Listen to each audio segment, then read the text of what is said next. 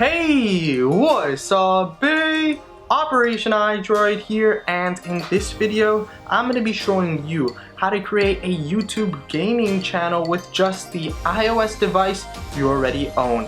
Now, this is going to be a complete guide showing you how to record your iOS device's screen, edit your videos to make them look super nice, create an intro, custom thumbnails, and upload your videos to YouTube. I hope you guys are excited because when I first started my YouTube channel, I started with just the iOS device I already had way back in the day with an iPhone 3G. So technology has advanced so much, and there's just amazing and incredible things you can do with just your iOS device. Now, this is going to be a massive video. A lot went into this, and that is why this video was sponsored by Filmora Go, an awesome video editing app that I'm going to be showing you how to use in this video. So with all that being said, I hope you guys are excited to learn how to create a YouTube gaming channel completely free and with the iOS device you already have. So if you are, please hit that like button as it helps out the video tremendously and I truly appreciate it. But now, without any further ado, let's head into the tutorial. Alright, before starting with this tutorial, you will need to install all the applications that you see in my YouTube folder. All of them can be found on the App Store with the exception of AirShow. So just go into your App Store and search for the applications and go ahead and install them just as I'm doing on the screen now, or follow the links in the description below to the direct page to these applications and install them there. Nevertheless, as I mentioned, AirShow is not on the App Store, so to install it you'll have to open Safari and type in the URL iemulators.com. Head to the app section and then click on AirShow. Once you click on AirShow, it'll take you to its own dedicated page where you can click on AirShow again and go through the install prompts until AirShow begins to install on your iOS device. Now, if AirShow fails to install, then that means that it's revoked and you'll have to try again later, which most likely in a few days it will be updated and working for you. Nevertheless, if it does install, when you try to open it, it'll say it's from an untrusted developer. And to be able to get around that, what you want to do is head to your settings, go to General, then go to Profiles and Device Management, find the enterprise application for AirShow, and go ahead and trust it. Once you've done this, you'll have access to the AirShow application, but to be able to use it, you'll have to make a show account. So if you do not already have a login or have never made a show account, then to make an account, you'll have to go to the show application that we installed through the App Store. And you can make an account using Facebook, Twitter, and email. Whatever the case may be, just quickly make an account and then head back to AirShow and log in with your show account. Once you do that, you'll now be able to record your iOS device by clicking on record when you're in AirShow. There's a couple of settings that you can mess around with. The resolution, set that to 1080p for the best quality, the orientation depending on what you're doing, landscape if it's a landscape game, portrait if it's a portrait game or you're doing a tutorial. But once you're ready to record, click on next step, pull up the control center, click AirPlay, and then choose AirShow. Once you do that, you'll know that your recording has started because you'll have a red banner at the top of your screen that says AirShow. With that red banner there, it means that it's currently recording your screen and will continue to record your screen until you stop the AirShow recording. Nevertheless, AirShow does not record in-game sounds, so if you're playing a game like Minecraft, it won't record those sounds unless they're coming out of your speaker and you have your microphone enabled. But if you do have your microphone enabled, then it's going to capture all the sound around you, including your voice and maybe any noise around you. So with that being said, make sure that you know what you're doing. Whether you want to record audio or not, you can turn that off, but you cannot only record the in-game sound. Once you're done with your recording, just head back to AirShow and hit stop, and your recording will be done. You can find your recordings by clicking on the library button at the top right, and then saving the ones to your camera roll that you'd like to edit or upload to YouTube. You can also play them within the AirShow application if you'd like, although it can be a bit glitchy within the app sometimes, so I recommend you save them to your camera roll before viewing them. Once you've saved it to your camera roll, you can trim the video if you want and upload it directly to YouTube. You can play it from there. However, if you want to do some more editing and make your video look a bit better, then I will be showing you how to do that shortly. But as I mentioned, if you just want to upload it straight to YouTube, you're happy with what you recorded, maybe you just want to trim it a little bit, then you can use the Photos application trimming ability by clicking on edit and then messing with the little crop buttons and then clicking done when you're happy with how your video came out, and it'll save as a new video that you can directly upload to YouTube, Facebook, Twitter, whatever the case may be, by clicking the share button at the bottom left and doing that. Anyways, if you want to edit your videos more, maybe add an intro, and you want to make an intro, you can make your own intro using Intro Designer Lite. Open the application and click the plus button at the top right, and here you'll find a ton of pre-made templates that you can use for your intro. You can buy more if you'd like, but the free version has some pretty cool intros that you can mess around with. I'm going to use this template here, which is actually the intro that I first used on my channel ever, because as I mentioned at the start of the video, I did start making YouTube videos with just my mobile device, and I used this application to make my intro, so it's kind of nostalgic to see. So as you can see, you can view the intro. You can change the color of the light flares by clicking on the little wrench at the top right, as well as you can edit the titles and the words by putting whatever you'd like. You can reposition it, change the font type, change the size. It's all pretty straightforward. I'm sure you guys will be able to use it. You can move the position as well, and then you can also edit the title for the second text that comes up. And finally, you can add your own custom music for the intro by adding music from your music library.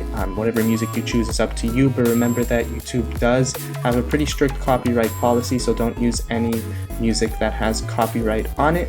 And then you can select which part of the song you'd like to use by scrolling the little timer at the bottom, and then you can view it before exporting it and make sure everything's good. And once you're happy with your intro, you can go ahead and export it by clicking export at the top right. Choose the video size, 1280p being the best quality, and then hit export. Once you do that, it'll successfully save to your camera roll, so you can go to your photos and check it out one last time to make sure that everything did come out correctly. As you can see, here's mine.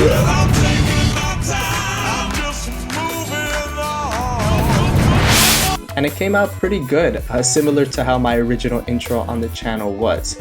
But now that we have our intro, we can now use Filmora Go to edit our videos and make them look really nice. As I mentioned at the beginning of this video, this is sponsored by Filmora Go.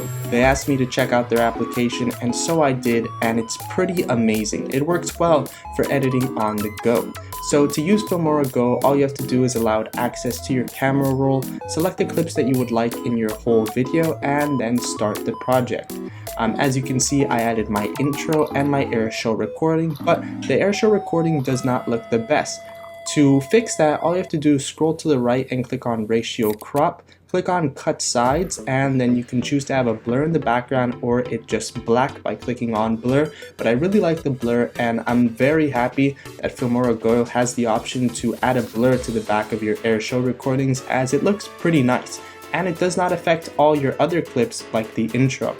So with that being said, usually you want to have a nice transition between your clips from the intro to your AirShow recording, and Filmora Go has a nice set of preset transitions that you can mess with, as you can see I'm doing here. But I'm just going to stick with the dissolve for now, and once you have the transition that you'd like, you can click OK at the top right to apply it. Now once you've done this, the next thing you'd probably want to do, if you'd like, is add music to your video. Some background music is always nice. Filmora Go has some preset music that you can use. You can use your iTunes library music if you'd like, or you can download more music from the Filmora Go library. So once you choose a song that you'd like, simply click on it. You can choose how much or how little of the song you'd like by using the trim at the bottom, and once you're happy with it, you can click OK at the right. However, I won't be using any background music in this video. So once you've done that, you can separately edit your clips. So if you just want to mess with the intro or you just want to mess with your AirShow recording, you can do that. And to do that, all you have to do is click on the little circle of that clip at the bottom. So once you do that, it'll take you to this screen where you can do a ton of awesome stuff. You can mute the audio if you'd like by going to volume and scrolling it down, and you can raise the volume of the music you added. You can rotate your recording just in case you recorded in the wrong orientation in AirShow. You can fix that later. As well as you can trim your clips because nobody wants to see you starting your AirShow recording. And you can trim it so that the video starts when you start with your video or gameplay. So in my case, I'm going to start it when I start playing Pokemon Go. So once you've done that, you can click OK and you'll see that the trim will apply, and just like that, my recording now starts when I start playing Pokemon Go and ends when I finish playing Pokemon Go, which is pretty awesome. There's a ton of awesome things you can do with Filmora Go. Most of it doesn't really apply to portrait. For example, as you can see here, I'm adding some filters, although they don't look really nice on recordings like this, though you can mess with the strength. It's up to you if you want to do it and make your videos unique.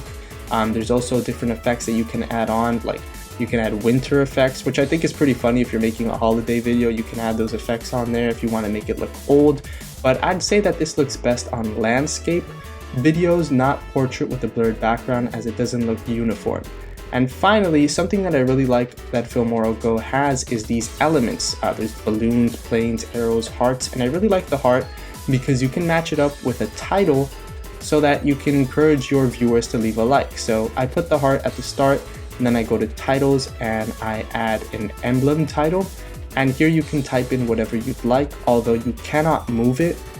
So you can just type whatever you'd like, and it does have to stay at the same size and where it's at for the titles. If you'd like to move text around, I'll be showing you how to do that later. But as you can see, pairing up the heart with the emblem title looks really nice and is a nice way to start the video by encouraging viewers to leave a like. So if you haven't left a like on this video, leave a like. I'm just kidding. But like I mentioned, you can't move titles, but you can move subtitles. So if you click on subtitle, it doesn't have the nice little preset effects that titles have, but you can do some modification to it.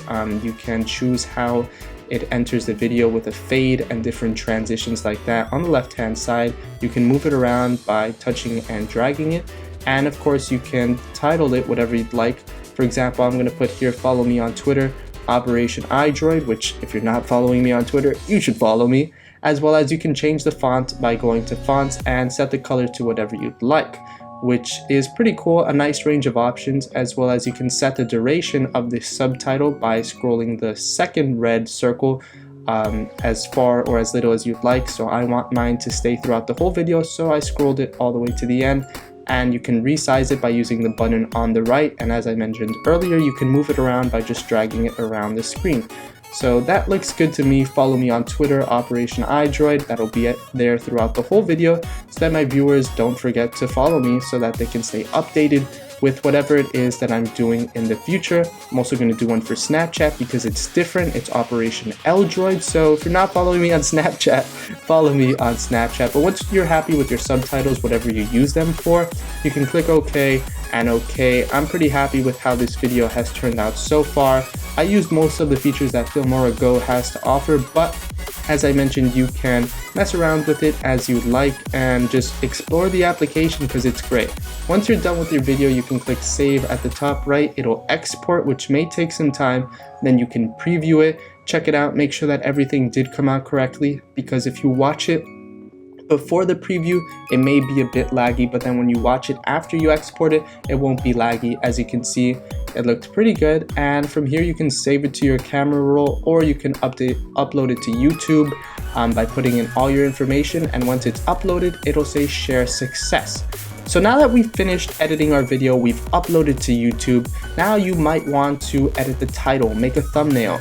So we're going to edit the title and description. So we're gonna head into the Creator Studio application, make sure you sign into your YouTube account, and then go to the video that you'd like to edit and hit the edit button at the top right. Here you can add the title, so it's Pokemon Go gameplay. I'm just going to put Pokemon Go gameplay, add tags, name the description. All of this is super important for YouTube.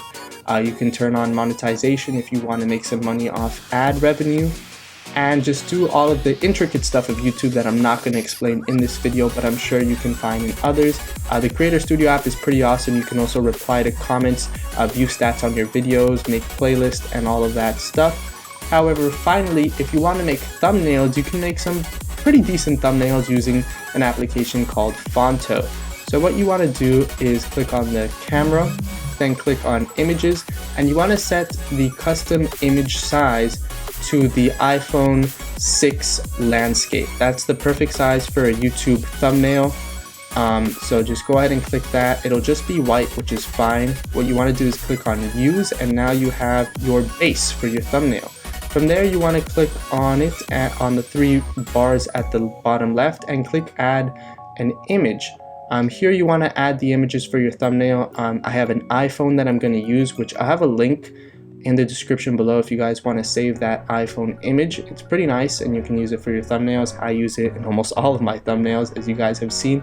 And you can click on the image to move its size and stuff like that.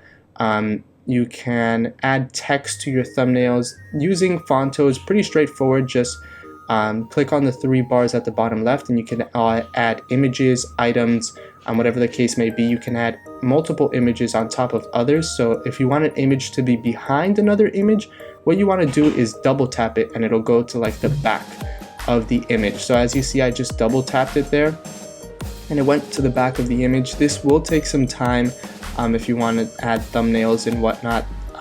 As well as I mentioned, you can add text. So there's a lot of fonts that you can use and different things like that, symbols, colors that you can mess around with. So I'm just going to do the photo of the Slowbro that I used in my Pokemon Go gameplay, the iPhone, maybe a nice Pokemon background as you saw there. However, it ended up going on top of all my stuff, so I had to move it around. But just mess around with the application. You can make some nice thumbnails. I'm not saying this is the nicest thumbnail ever, but you can make some pretty decent thumbnails for your videos with just your iOS device if you'd like, and they'll turn out pretty good. Once you're done with it, you can click on the share button at the bottom right and then click as save as PNG. Once you do that, it'll save to your camera roll and you can upload it to your video as a thumbnail. Now, unfortunately, you can upload thumbnails using the Creator Studio app. You'll actually have to use Google Chrome. So open your Google Chrome application and then go on YouTube, and it'll take you to the mobile YouTube application, which you can't add thumbnails to either. So what you want to do is click on the 3 dots to the right and then click on desktop. So it'll take you to desktop YouTube.